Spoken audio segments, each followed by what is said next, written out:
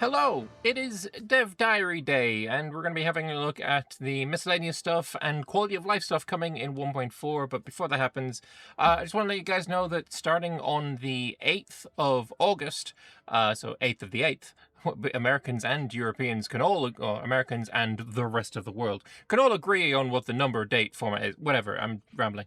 I'm gonna start a new EU5 multiplayer. The signups are available now, so if you want to, head over onto my Discord, links in the description. If you want to play some EU5 multiplayer, and hopefully we're gonna have a good time. We'll see. The last one was fun, so we'll see if we can, replicate it. Anyway, Tinto Talks 118. Let us see what we are gonna be getting. So to recap for the previous one, ambitions have been moved to the future, and update 1.4 is not focused on colonization. So they have now said this here in this dev diary, and the official EU5 account commented on my previous video to make that clear as well. So I feel like maybe either my wording of their words wasn't great, or I made inferences that shouldn't have been made, or maybe their word. Yeah, let's just blame those guys. Blame Paradox for misleading us. But yeah, anyway, yeah, colonization is not going to be in 1.4. So yeah, glad that's cleared up. Anyway, their vision for 1.4. Every Universalis has been a game about what you can become, but we want 1.4 to lean into more how many more ways there are to get there. For a long time, the path to power felt somewhat accidental. You waited for the right marriage, the right heir, the right moment for a neighbor to overextend. The game rewarded patience, but it didn't always reward player initiative. In some ways, it felt as if you were simply reacting to the situations rather than forging a path, not to mention the randomness involved in that. I'm not sure I agree entirely with that. The game, maybe I'm thinking in too many multiplayer terms, but being rewarded with patience, I don't know. Like it's the first person to get the land usually gets to keep it, unless there's a big player war. And in EU5, this player wars just very rarely lead to outcomes. Just other than stalemate and everyone going home with a bloody nose and far fewer pops. Yeah, initiative. I don't know if I agree with that not being the most rewarded thing, but maybe that is a split between multiplayer and single player. I don't know. This update aims to give the player more initiative back. Here, a system used to have one correct shape, now it flexes to better fit the story you're trying to tell. The players should not have to wait for the world to cooperate. We're aiming for things you can actually track and pursue more actively. They want 1.4 to improve on player agency. Many of the systems take something that used to be an outcome and try to turn it more into a choice, with the associated trade-offs, of course. Which hopefully means 1.4 giving the player more opportunities to find and have fun with. It kind of feels like corporate speak, doesn't really say anything. But it's a vision. It's a vision statement, so that's kind of just what happens. I don't think it's AI, by the way. I know that keeps being brought up quite regularly. It's like, oh, the devs are using AI to write these. I don't think that's the case. It's corporate speak, and AI is trained on corporate speak, so cart and horse situation. Anyway, with that in mind, 1.4 also brings a lot of various cleanups. They wanted to touch on some of the small but meaningful ones today, including minor colonization changes, among other miscellaneous improvements, including pop growth, combat balance, and a new Egyptian plague. This, sir, a 17th combat balance has hit the EU5. Anyway, Colonial charter goals. Colonial charters are now created with different goals in mind. These goals can be defined by the player upon charter creation. This means you no longer have to make the decision via event pop-up when the charter is finished. There is a best fit preset when a colonial charter is started, but you can change it to what you prefer at any point. Form colonial nation. This will form a new colonial nation as a subject to your country. Join one. It allows you to select another colonial nation that is a neighboring area or has the capital in the same region for the charter to join. It can be useful to create bigger and more feasible colonial nations. Keep as territory. It'll then become an integrated or core location for your country. Yeah, basically being able to select it when you start rather than when it finishes gives you a little bit more control over when you are making this decision.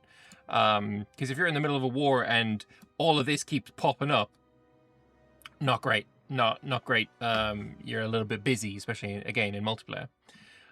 Expanding your existing colonial subjects for better trade to the mainland, or aiming for some new overseas territories. If ever this was has this ever been valuable? Like, ever at all? Like, has anyone ever kept the land themselves and thought, yes, I am getting value from this land? I don't think that's ever happened. Anyway, colonization changes. In current versions, colonies tend to suffer from a lack of direct interaction. You found a charter, watch the progress inch forward and wait until it's finished. 1.4 adds some extra content to colonial progress, with indications on migration and ETAs for the next settlement. Alright, I quite like that. Decent. They also added milestone messages so you can feel more tangible sense of progress. Those are getting turned off. And now fully established and self-sustaining colonies will be marked clearly as self-sustaining, which should be some nice quality of life to determine which subjects are self-sustaining and which are not. Okay, fair enough. Changes to conquistadors. Hopefully the changes they work now. Conquistador construction now takes place in a homeland port instead of a colonial port, so that the demands don't cripple the colony they come from. You can also join conquistador wars. Doing so automatically makes you the war leader. That's very important, if you so choose. We also added a few messages and minor UI improvements to help you better track what it is your conquistadors are actually doing. Conquistadors also come with auxiliary units to prevent them from starving to death so easily. Okay, fair enough. With the improvement to levies, are these guys actually going to be able to win? Because look, this is a conquistador, say, 4,500 dudes. I feel like they just lose to basically every native at this point. Like, a native by this point will have enough troops to squash this, I think. Improvement to slavery. Yay! Love me some of that. Slave trades now show how much supply can actually be shipped and how many slaves the source market has. Okay, good. That's it. Okay. The thing I would like to see when it comes to slavery is that it is abolished, because I'm a kind-hearted soul. No. Is that it works. If I build in my colony, 10 levels of plantation, I would like to see those 10 levels of plantation fill up. And I don't think I should have to be the one to directly manually do the trade, but I have also been the one to directly manually do the trade and still did not see the cotton plantation fill up. There's something fundamentally non-functional about an EU5 triangle trade, or maybe I'm just too stupid to make it work, but I don't know. I can't get it to work. Maybe I should go watch like a Jadam-san or a generalist video about it, because maybe I'm just too stupid. I don't know. Pop growth changes. Population is at the very core of EU5, and while its interconnectivity with practically every other system brings with it many landmines to avoid before they can get it perfect, it's also got a lot of different levers for them to pull in terms of balance. Enough fancy marketing words, because the AI is getting very aroused. Here are the changes to population coming.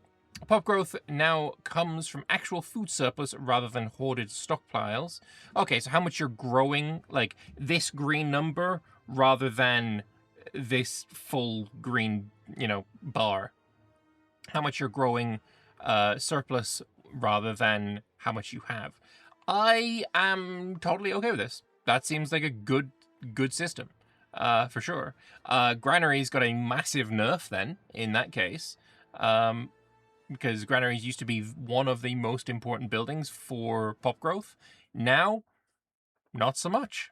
Pop growth now slows near capacity, and overcrowded locations lose people. I thought that was already the case, but apparently not. Oh yeah, Spareland no longer speeds population growth on its own. Food surplus drives it. Okay. Large cities and harsh winters now sharply reduce local food production, scaled by settlement size.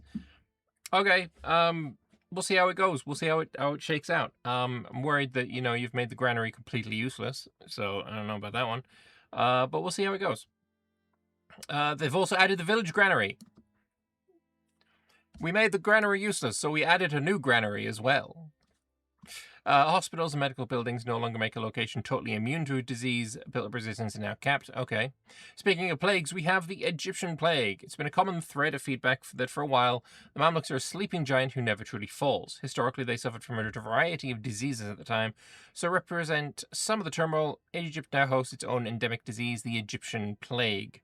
I wonder which one or which ones they are specifically like looking at as something that specifically affected Egypt.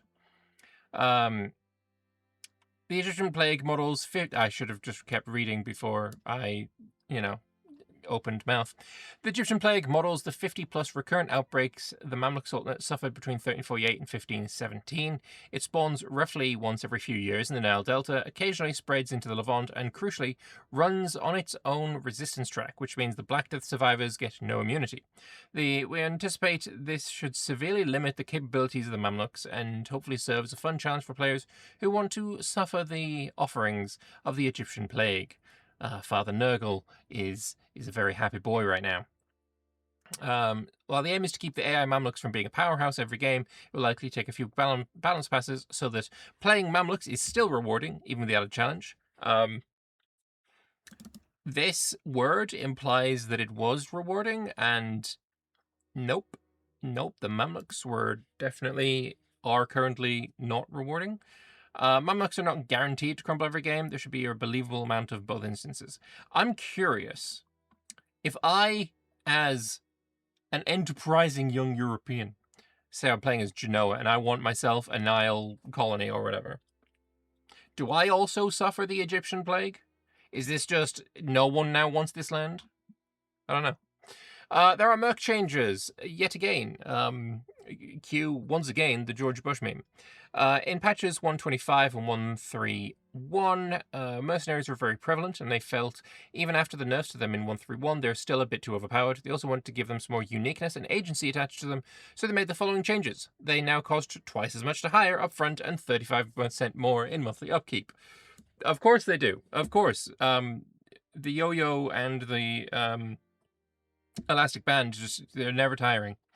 Relying on them through long wars is a real financial commitment rather than a cheap substitute for a standing army. In 1.4, Merc armies now consume 50% more food on the field compared to regulars, making long campaigns on hired troops heavier supply burden. Update 1.3 already made levies consume far less supplies, so this helps to diversify the unit's logistical niches, with levies consuming the least and Mercs consuming the most. Recruiting from rival soil now costs more. Merc companies raised in a location owned by a country you're at war with come with a hostile territory surcharge on top of the usual hiring fee. Okay, I'm okay with that, that's good. Nations can now profit from their mercenaries. When foreign power hires companies raised in their land, that country can now collect a cut of the hire fee. I like that. That's going to really help Switzerland, I imagine. Well, I don't know, because Switzerland doesn't have any... There are certain... I'm trying to say advances that Switzerland gets that increase the size of the merc companies. And generally, you don't want to ever take any advance that increases the size of the merc companies, because that means that you will lose more pops when people raise mercenaries. When you're playing multiplayer, there are few mercenaries available in general because everyone and everywhere has really high prosperity, really low unrest, and that's, there's just not as many mercenaries because of that. But I guess if you are struggling and you're having your pops go and become mercs because of turmoil in the country, getting a little bit of a kickback when somebody takes your pups, that's okay. I'm okay with this. They added a new mercenary market law unlocked in the Age of Renaissance as well. What that does, we don't know. Italian states have access to unique condottieri business policy, no surcharge for anyone, not even current enemies, but a bigger cut of every foreign contract, true to the historical Italian mercenary trade. The open markets dropped the hostile territory surcharge. Oh, actually, this is the market law. These ones. Okay. Open markets drops the hostile territory surcharge and charge every foreign recruiter a standing fee. Restricted markets raise the surcharge further to actively discourage rivals from poaching your manpower. And then unrestricted markets is 1.3's default behavior. Okay, I like that. That's cool. Manpower and levy changes. Firstly, they reduced the mid to late game manpower ceiling via a lower manpower max level scope, so manpower buildings cannot stack as high in as levels as before. Secondly, levies, manpower, and sailors now properly gated by control now. Low control in a location should effectively cut the military output in proportion to how little you hold there. I thought that was already the case. A fully controlled location is unchanged, but a freshly conquered or rebelling location at 27% control now contributes 27% of the military weight, even with strong government modifier stack, with a floor of 10%, so occupied land never produces literally nothing. The intent is that mid-control regions should feel meaningfully weaker than before. Okay, I'm okay with this too. As for combat changes, they're reworked Napoleonic Advanced Warfare to now give +5 discipline, rather than allowing the researcher to ignore zone of control. Okay, I'm not in two minds. I think this is a good thing. I will say, precious few people have ever had this be a problem because they just don't play the game long enough for it to be a problem.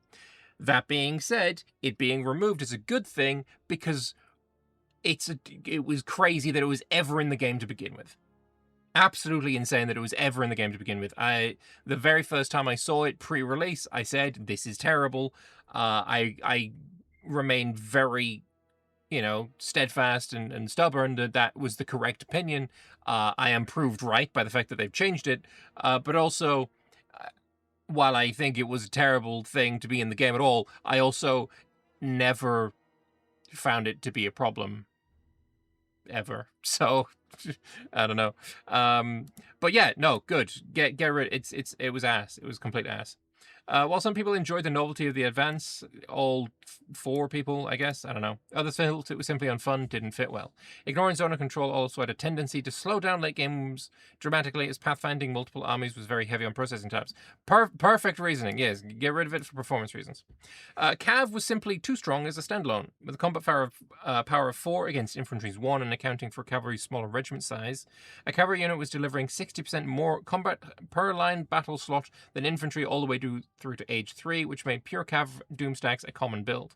They lowered cav combat power from 4 to 3.25. Whether that changes things at all, I don't know. We'll see. Though we want to keep cavalry the dominant arm right until Reformation, where infantry should cleanly overtake it. They also reduced cav's flanking bonus, so from 110 and 100 down to 60 for light and heavy. So massing nothing but cav no longer snowballs into constant stack wipes, and a proper combined arms line of infantry in the center with cavalry on the flanks becomes the stronger choice. You know how they've got that combat boost for combined arms, like the combined arms whatever? Maybe have it be a negative, right? Have it be an unsupported arms negative modifier, because people are, look, if you give somebody an army of pure cav and there is no combined arms bonus, right? You're not getting a +5%, you're not getting a whatever. And say the combat power is 4, right? Each one of those is 4. You have full cav army and they all at 4. No green number, no red number. They're going to think that that's fine. If you give them a pure cav army and the combat power is still 4, but it's a red modifier because they're losing like 20-30%, even though there's the same modifier, people are going to be like, I don't want that. I don't want the negative modifier. I'm going to add some infantry to my armies to get rid of that red modifier. And it'll make their, army go up to like 5 or 6 power, whatever. These are completely arbitrary numbers. Avoiding a negative is a stronger, motivator for players than the absence of a positive modifier. Just by definition. Straight game theory stuff. Maybe that could be a thing to do, Anyway, these are the light cav for Hispania. Yep, cool. That's new stats for them. Siege changes. A lot of people really dislike sieges. I would agree. Artillery is now more effective in sieges. Only 2 artillery regiments per point of bonus against forts instead of 3. So siege train wears down fortifications noticeably faster. Just like in EU4, give me a floor. If I have 1 cannon I should have, or one cannon regiment, I should get a bonus. If that one cannon regiment takes a tiny bit of attrition, so they now have 970 dudes, or actually no, not, 97% of the regiment is still alive.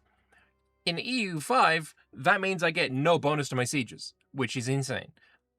Give me the bonus to my siege. It seems relatively simple to make that as a thing. Forts in 1.4 auto-surrender when the garrison falls below 5% of the max, similar to how EU4 does it. It used to be below 10 defenders, which may feel correct in the medieval siege of a castle, but not real in this era. These changes are more of a small stepping stone in preparation for more in-depth siege warrior work in 1.5. Okay, looking forward to that. Logistics are being improved as well, something that I've complained about quite significantly. Armies now draw army food from multiple sources. Hide food first, good. Armies draw food from up to 4 ranked sources per tick. Okay, instead of draining one source to 0, I like that. Province supply preferred over a co-located depot. A depositor can't redraw from the depot for 30 days. Good. That's something I complained about. Supply tooltip shows each source's live food plus distance in a nested tooltip. Good. I like that. That's good. And that is a wrap for this Wednesday. Next time, they're going to look at politics and diplomacy, including inheritance contracts, and a new resource, political influence. Imperator bros stay winning. Political influence is a thing in Imperator Rome. It was arguably the only mana that it was left with after the big mana gutting. And I didn't mind it. It worked relatively well. We'll see how this works, because it shares a name. It doesn't mean literally anything.